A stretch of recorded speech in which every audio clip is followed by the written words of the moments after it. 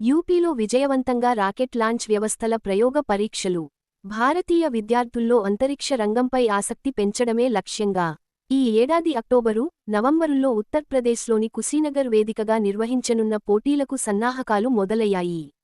ఇందులో భాగంగా స్థానికంగా రాకెట్ లాంచ్ వ్యవస్థలను ఆస్ట్రోనాటికల్ సొసైటీ ఆఫ్ ఇండియా సని ఆదివారాల్లో విజయవంతంగా పరీక్షించింది.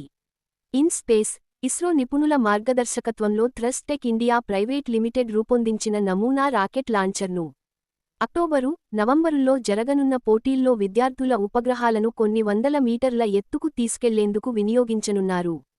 తాజా పరీక్షల్లో భాగంగా ప్రయోగించిన రాకెట్ 1.1 కిలోమీటర్ల ఎత్తు వరకు వెళ్లింది. తర్వాత అందులో నుంచి ఓ చిన్న ఉపగ్రహం, పేలోడ్, బయటకు వచ్చింది. అది 5 మీటర్ల వరకు కిందకు పడగానే దాని పారాచూట్ క్రియాశీలమైంది. అనంతరం ఆ ఉపగ్రహం 400 మీటర్ల పరిధిలోనే మైదానంలో కిందకు దిగింది అని ఇస్రో శాస్త్రవేత్త అభిషేక్ సింగ్ కుశీనగర్లో ప్రయోగ పరీక్ష గురించి వివరించారు.